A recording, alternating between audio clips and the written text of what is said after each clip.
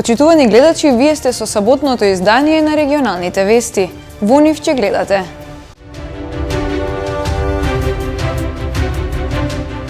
загадувањето на воздухот според најновите студии предизвикува и замастување на црниот дроб.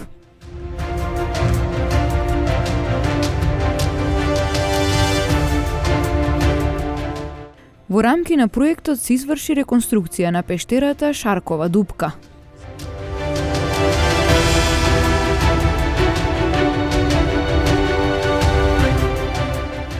Не користи петарди и пиротехнички средства. Кампања за превенција од користење пиротехнички средства.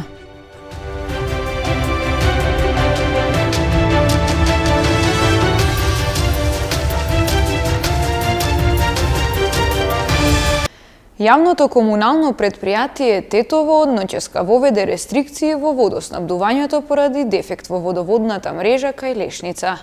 Рестрикциите продолжија и денеска во период од 13 до 16 часот. Јавното комунално предпријатие Тетово воведе рестрикции на водоснабдувањето во градот поради дефект во водоводната мрежа.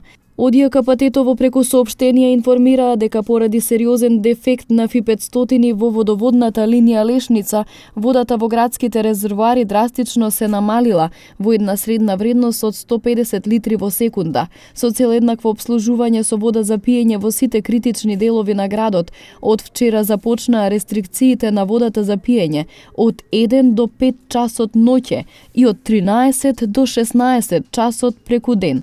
Како последица од недостигот на вода за пиење во градската водоводна мрежа, за ублажување на оваа ситуација, јавното комунално предпријатие Тетово ги пушти и активира и бунарите. Од ЈКП информираат дека рестрикциите ќе траат до санирање на дефектот во главната водоводна линија во Лешница. Загадувањето на воздухот според најновите студии предизвикува и замастување на црниот дроб, покрај досегашните штетни влијанија врз респираторниот и кардиоваскуларниот систем. Најновите научни студии покажуваат дополнителни штетни ефекти на аерозагадувањето врз човековото здравје, покрај тоа што частичките во воздухот негативно влијаат врз респираторниот и кардиоваскуларниот систем. Тие предизвикуваат и замастување на црниот дроб, што може да доведе до негово трајно оштетување. Тетово, како едно од местата со најголем степен на аерозагадување, е предизвик и за овдешните медицински работници да го истражат ова прашање, вели доктор Радко Давидовски од Центарот за јавно здравје. Деновиве се појави една кохортна мощна долга студија и за прв пат од ваков вид студија на влијанието на загадениот воздух врз метаболните функции. Пред се врз стеатоза на хепарот, односно неалкохолно замастување на црниот дроб. Мощна интересна студија. Извршени се испитување, 4 годишни испитување во југо-западна Кина, во 5 провинции. Испитани се некаде околу 100.000 испитаници и докажано е влијанието на PM1, PM2,5, PM10 и азотни оксиди врз појавата на неалкохолно замастување на црниот дроб.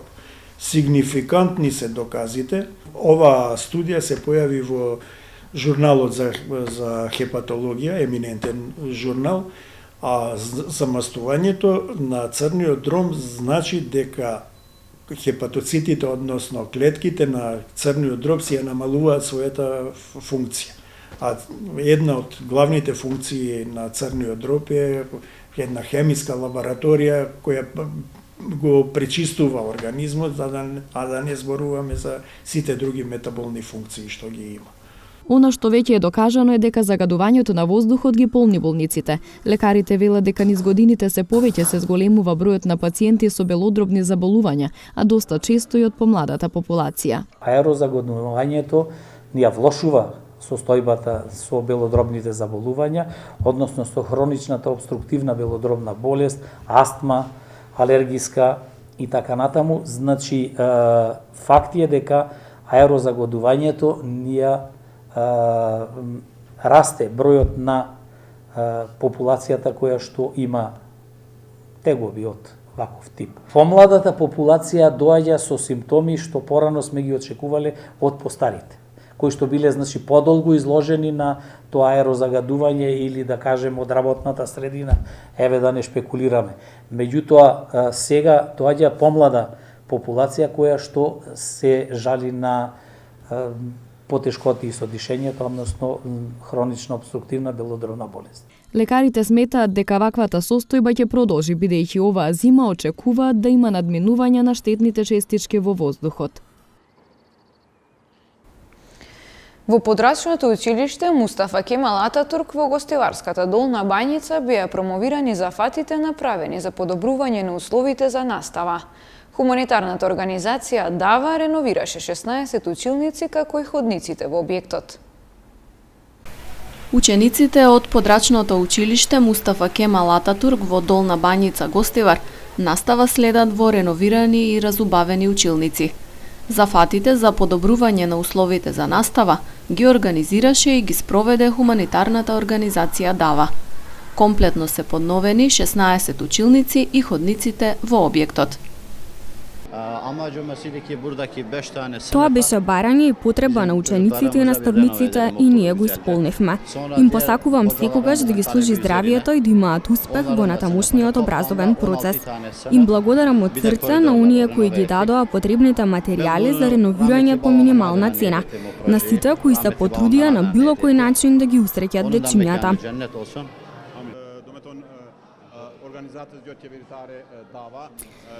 За овој придонес упатувам бескрајна благодарност до организацијата и председателот Хусеин.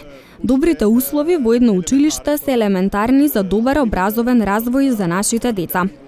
Ке следуваат и други проекти, имаме потреба од спортска сала и се разгледуваат можности и тоа да се реализира. Новиот изглед на просториите беше промовиран на пригодна скромна свеченост во присуство на представници на општината. Тие реновираа 16 училници и ходниците на училиштето. Користам прилика во име на општината Гостивар и на градоначалникот да им се заблагодарам и се надевам дека и во иднина ќе има вакви иницијативи заедно со училиштата и заедно со општина Гостивар за да направиме подобри услови за учениците во нашата општина. Тука е хуманитарната организација ДАВА, која ни иде секогаш на помош, не само за ова цел, да ни помага за училиштата, но знаеме дека тие им помагат и социјалните случаи, околу 300 фамилии одржуваат и тоа е многу помош за нашата општина. На донаторите и представниците од локалната самоуправа на Гостивар, директорот на училиштето им врачи благодарници во знак на почит за добрата соработка и поддршка. Младинскиот ресурсен центар Ајкен во Гостивар од следната година станува фондација, со што ќе се обезбедат средства и поддршка на разни проекти фокусирани на младите и бизнисите во Полошко. Во центарот вчера попладне се одржа состанок на бордот на кој се донесе одлука за формирање на фондацијата. Општините, бизнисите и академската заедница во Полок ќе ги спојат силите за поддршка на младински проекти. Тоа ќе се спроведува преку Младинскиот ресурсен центар Ајкен во Гостивар, кој од 2022 година почнува да делува како фондација. Во центарот вчера попладне се одржа состанок на бордот на кој беа дефинирани деталите и се официјализираше одлука за формирање на фондација. Ајкен веќе станува фондација, ќе биде прва од таков тип во Полошкиот регион, во која што ќе има можности и да аплицира и во други европски проекти, се со цел да се подигне тој нивото на IT и трансфер на технологии во како кај младите, така и во компаниите во Полошкиот регион. Најголемите полошки општини на состанокот ги представуваа председателот на Советот на Гостивар, Валбон Лимани, и тетовскиот градоначалник Билал Касами. Една од поинтересните точки е формирање на фондација, прва од овој вид која се нарекува Triple Helix и која се состои од општините, приватниот сектор и универзитетите. На дневен ред има и други точки кои ќе се разгледаат на денешниот состанок.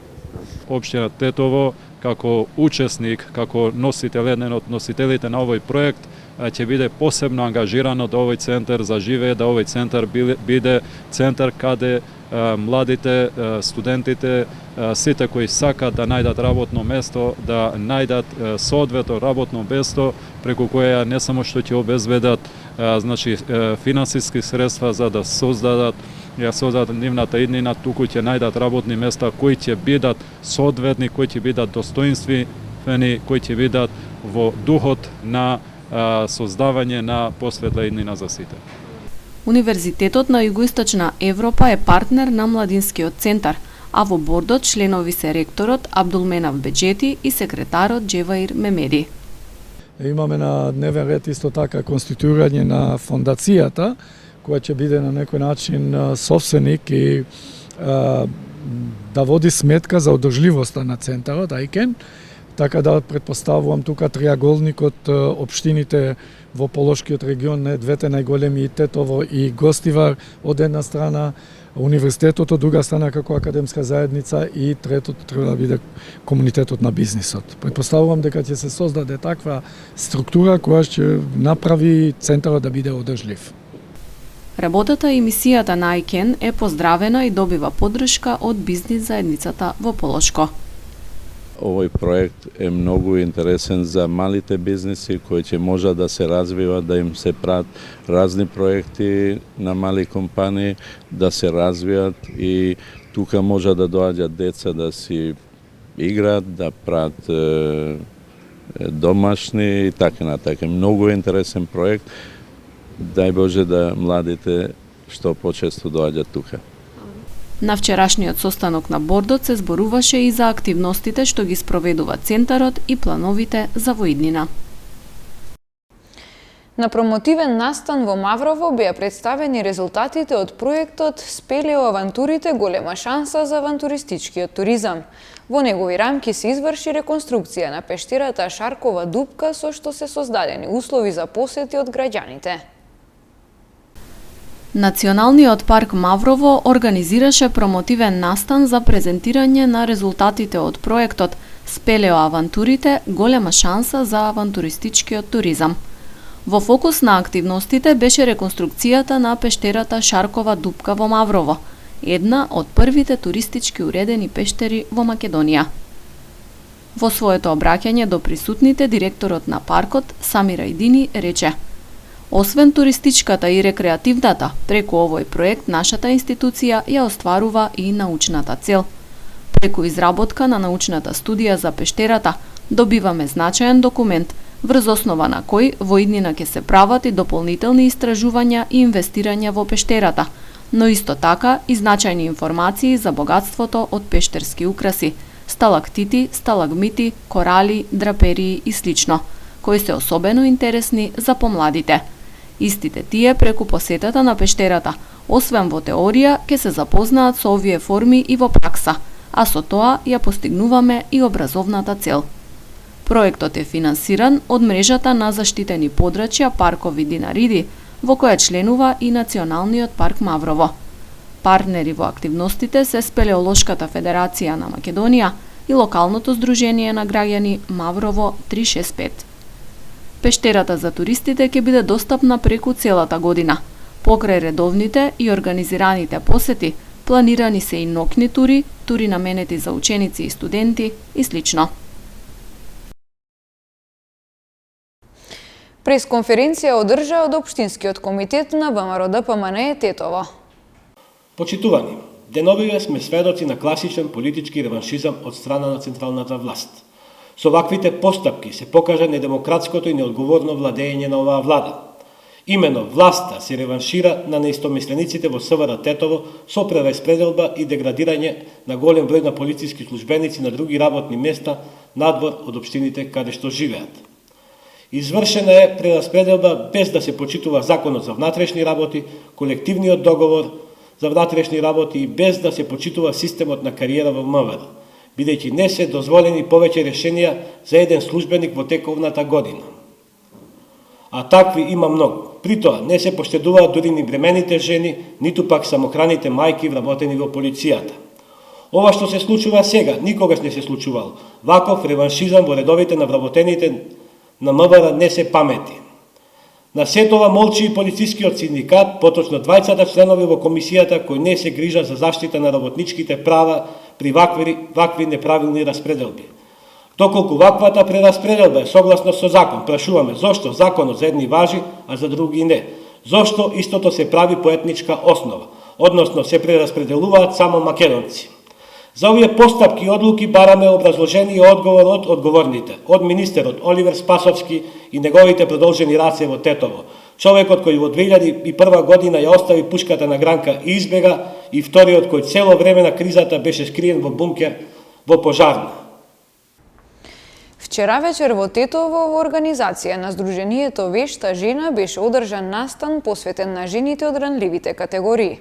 Тие беа повикани на заедничка дружба со вештите жени во пресрет на новогодишните празници. Ваквите активности ќе се спроведуваат и во другите градови каде што Сдруженијето Вешта жена има своји членки. Под мотото со љубов за различните, а еднакви. Вчера вечер во Тетово во еден познат ресторан се одржа настан во организација на Сдруженијето Вешта жена, посветен на жените од ранливите општествени категории, кои беа повикани на заедничка дружба со вештите жени во пресрет на новогодишните празници. Секогаш ги опфаќаме ранливите категории на кои сакаме да им обрнеме внимание, заради тоа што според нас, според нашето здружение, 3 декември не е единствениот ден во годината кога треба да им се посвети внимание на тие ранливи категории, слепи, глуви, со различни проблеми, да кажеме, и затоа нашето мото оваа година е со љубов за различните, а еднакви. Ние сите сме различни, но еднакви сме во проблемите, еднакви сме во решавањето на проблемите, а токму за Тетово ние ја зедовме ранливата категорија жени со оштетен слух, говор и телесни инвалиди. Бројот на жените кои ќе бидат присутни на денешниот настан се токму од Сдруженијата на слепи, глуви и телесни инвалиди, што сакаме овие 2 часа поминати заедно со нас, благодарение на Везе Шари и Диго, кои ги обезбедија, преку нив ги обезбедивме производите, за кои вештите жени од Тетово и секако од другите градови, како што е сегде тоа е испратено, ги подготвуваат сите производи што преку вашата камера можат да ги видат граѓаните. И единствената причина која е? Причината е дека љубовта секогаш мора да се споделува. Меѓу другото, целта на Сдруженијето Вешта жена е дружење помеѓу жените од различни националности од цела Македонија, размена на искуства, но и првенствено организација на хуманитарни активности за тие на кои помошта има најпотребна. Значи, ние како Сдружение функционираме 30 години, 2022 е токму 30 години од постоење на Вешта жена. Ние секогаш се фокусираме не само на она ние што го правиме, со одредена категорија на жени. Кај нас, членки и надпреварувачки се исто и жени со оштетеност. Например, во Скопје, Вешта жена, учесничка имаме која е слепа, во Тетово имаме Вешта жена која е инвалид, но ако ги ставаме во равништето, каде што можат тие да направат, секогаш се тие присутни со нас. Ние, ако не 1 месец, 2 месеца, 3 месеца, но во основа ги бараме и им помагаме. На настанот присуствуваше и градоначалникот на општина Тетово Билјалка Сами. Инаку Сдруженијето Вешта жена е познато по надпреварите по готвење, кои се организираат во речиси сите градови во Македонија. Не користи петарди и пиротехнички средства. Вака е насловена кампањата која ќе спроведува секторот за внатрешни работи Тетово во однос на превенција од користење на пиротехнички средства. Секторот за внатрешни работи Тетово одсек за превенција започна со реализација на планираните активности во рамките на кампањата Не користи петарди и пиротехнички средства, која неодамна беше официјално промовирана од Министерството за внатрешни работи. На повеќе јавни места во Полок, во локални самоуправи, училишта, објекти во кои почесто престојуваат млади и други објекти, веќе се распределени, односно истакнати 210 постери плакати, а дистрибуирани се 1500 флаери на македонски и на албански јазик со превентивни пораки и други наменски таргетирани содржини. Покрај ова, од 16 декември стартуваа и состаноците на граѓанските советодавни групи на кои се укажува на законските и други импликации доколку се набавуваат, продаваат и активираат петарди и друга пиротехника. За истото од полициски службеници непосредно се запознаваат и собствениците на продавници и тезги на кои се нудат новогодишни украси и други реквизити, а засилени се и контролите на возилата на овој план. Овие активности ќе продолжат и во наредните денови со цел да се превенира неовластениот промет и употреба на пиротехнички средства. СВР Тетово ќе ги санкционира сите кои нема да се придржуваат на законските прописи и мерки со изготвување на кривични или прекршочни поднесоци, зависно од тоа за каков случај станува збор. Фудбалскиот клуб Тетекс е најпријатно изненадување во втората македонска фудбалска лига Запад, откако есенскиот дел од првенството го заврши на високото 4-то место. Фудбалскиот клуб Тетекс во тековната сезона во втората македонска фудбалска лига Запад влезе со еден од најмалите буџети, но веројатно и со најмлад состав во лигата. Очекувањата на пошироката јавност беа дека Тетекс ќе биде далеку позади фаворитите Силекс, Вардар и Воска во борбата за опстанок во лигата. Сепак фудбалерите и стручниот штаб на терен ги демантираа сите овие предвидувања и одиграа една од најдобрите есенски полусезони во последните 10 години. Тетовските фудбалери освоија 21 бод, од кои 11 на домашен терен, а 10 на гостински, и се веднаш зад водечкото трио на табелата, кои имаат неколкукратно поголеми буџети оваа сезона. Кога после собиравме, кога правевме составот, биравме играч по играч, нормално сакавме да помладиме екипата, нема да ги коментираме критичарите, што претходно дадоа некои своји изјави дека со млади не се може. Ние бевме уверени и затоа ќе кажам, ќе се насочам само кон играчите и кон стратегијата на клубот да се подмлади екипата. Верувавме во играчите затоа што она што го поседуваат како квалитет е прво пред све интелектот. Многу важна работа во фудбалот не е само силата, затоа што ако некој не може да ги прочита замислите на тренерот, значи тука веќе имаме проблем. Играчите стварно на едно високо интелектуално ниво, физичката подготвеност ја изработиме како што треба, да не отстапуваме од другите екипи, тактички се спремиме одлично и мислам дека ако продолжиме вака нема да имаме никакви проблеми. Не се согласувам само со вашиот коментар дека немавме амбиции. Не, амбиции секогаш имаме, но конкуренцијата, Вардар, Силекс, Воска, многу по финансиски мокни екипи, да, има предност. Меѓутоа ние бевме силно уверени дека со добра работа, добра компактност, една хемија во екипата може да се оствари. Тоа и полека се остварува. Не кажуваме дека сме уште сигурни дека е тоа. Работиме, треба време, треба поддршка за овие млади момци и се надевам дека и покрај тоа што некој надпревари ги изгубивме или нерешено во последните минути, можеме да бидеме погоре, но не треба да бидеме и неблагодарни, затоа што фудбалот е таков, непредвидлив. Но пак ќе повторам, со една макотрпна работа, со поддршка од сите тетовчани и сите љубители на Тетекс и Војводи, ние ќе бидеме таму каде што сме замислени, а тоа е меѓу првите 4 екипи, нели кажам, Силекс, Вардар и Воска, Силекс и Вардар клубови со традиции, Воска амбициозен клуб, но Тетекс си го враќа своето старо светло, свое старство јај. Стартот на подготовките за продолжението од сезоната екипата на Тетекс ќе го има на 10 јануари, а подготовките ќе се одвиваат во Тетово и во Охрид. Сега ќе почиваме до 10 јануар, после тоа планираме да собереме 2 недели да одработиме тука во Тетово, да одиме 10 на дена во Охрид. Што се однесува до ростерот, прво треба да седнеме да разговараме со играчите, да видиме нивните размислувања, сепак знаете, условите треба да се усогласат и нивните и нашите. Дај Боже да се останат сите и размислуваме на една или две позиции максимум да се засилиме со по еден играч и тоа би било све затоа што сме презадоволни од ова што го имаме. Само треба да се надогради и да бидеме на посакуваното ниво и на посакуваното место на табелата, тоа е меѓу првите 4 екипи. Пролетниот дел од втората македонска фудбалска лига Запад ќе започне на 19 февруари, а Тетекс во првото коло, односно 16-то вкупно, на домашен терен ќе го пречека составот на Корапот Дебар.